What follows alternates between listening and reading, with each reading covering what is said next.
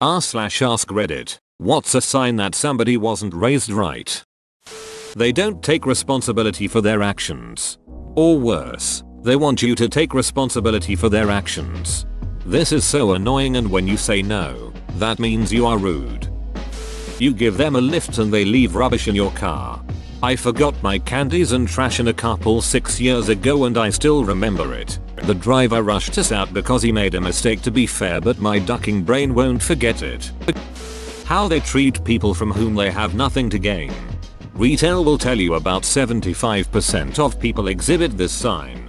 I worked in retail. It's more like 20% in my experience, but you remember those more on a bad day. I'd say 10% are a-holes 24/7.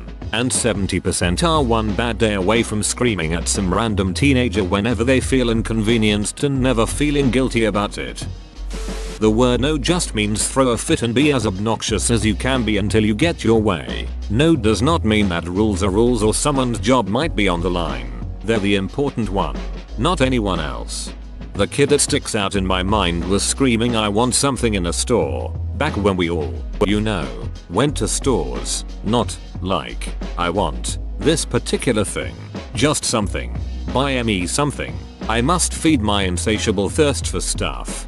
If they're young kids, it's not always a sign that they aren't being raised right. Sometimes kids can just be brats. Now if that behavior carries on into their teens and adulthood, they probably weren't raised rigged. Disrespecting people for doing their job.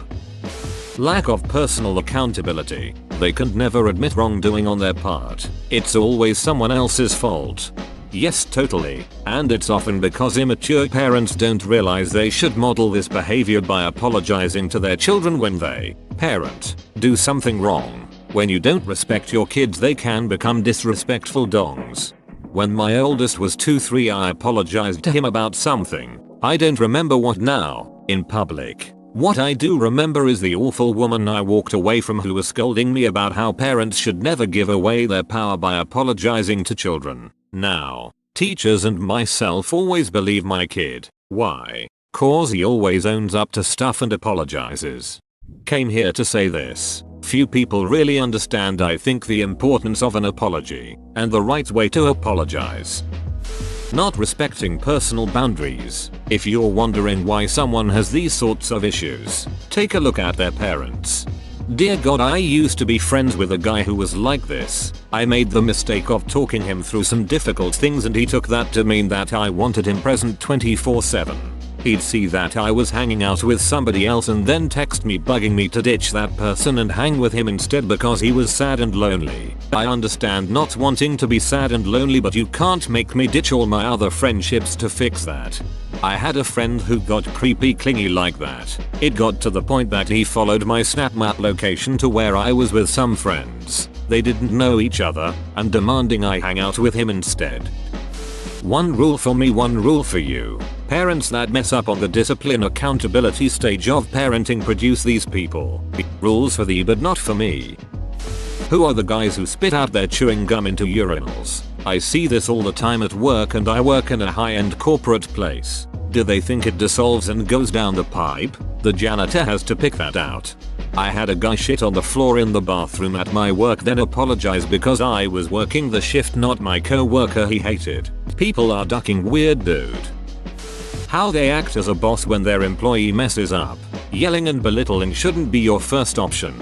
This was what made me respect the absolute hell out of my manager. I made a mistake on a job a while back. Like a big duck up that cost us a large sum of money. I was fully expecting to get chewed out, and you duck up again, you're out the door. Because that's how previous managers had treated us. It's no wonder we had a horrific management and employee turnover rate for years. But no. He came over to the car I was working on, looked at what happened, figured out how the mistake was made, and we talked about it for a couple minutes. I was pretty upset about it because I'm usually not the type of tech who is negligent and makes mistakes. So when I do, it profoundly bothers me. He saw that. He listened to what I said, and he went through the process of getting replacement parts ordered for what I messed up. The next morning he came to me again and said, "You know, I was thinking about you last night after I got home and thinking of what you could do to prevent this mistake from happening again in the future. gave me a few suggestions for the future, and closed the conversation with a pat on the shoulder and a "we won't need to have this conversation again. Brother, I trust you." It was the most meaningful conversation I have ever had with a manager.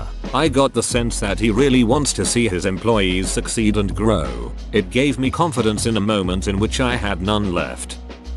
They always portray themselves as a victim. Nothing is ever their fault and somebody is always out to get them. How they treat animals and people without power. I remember hearing as a kid about a Native American belief that's really stuck with me. After you die and as you're entering the afterlife, you must cross a bridge. This bridge is filled with every animal you had a personal encounter with in your lifetime, and together as a whole they decide your fate, whether or not you can cross the bridge to heaven. This was the first and only time I've heard of your fate being decided by animals. They litter. If you throw your shit on the floor, then you have 1. No respect, and 2, you're tramp. We went for a trail walk that leads out toward a dam and some rock formations with many waterfalls. Broken beer glass was strolled along the entire trail, an hour-long walk, guys, and the amount of garbage at the falls was honestly mind-blowing. Like someone had brought 10 or so full bags and just busted them open all over the place. It's one of few natural areas in that city, and it just sucks so much that people care so little. It doesn't take much effort to just not destroy a nice thing with your litter.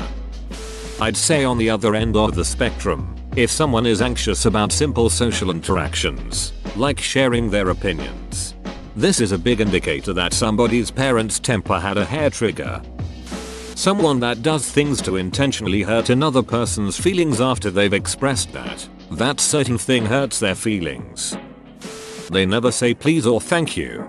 My parents were super sticklers for rules and manners growing up, but they never say please or thank you in restaurants. It is so embarrassing eating out with them.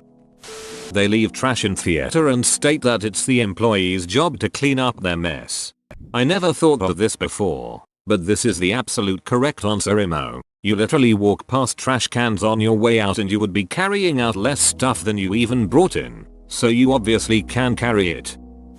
They whistle, snap their fingers, or make that PS sound to get their server's attention in a restaurant.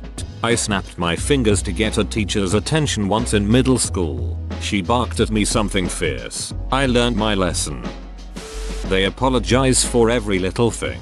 Probably a sign that they grew up with abusive parents that got mad over anything and everything. I'm trying to break that habit, RN, and oh my god, does it take such a huge amount of willpower not to apologize. Whoa, you made it to the end? You're a ducking beast. I'll cut you a deal. Smash like and subscribe for more curated content, bruh. It's free and that's a great price.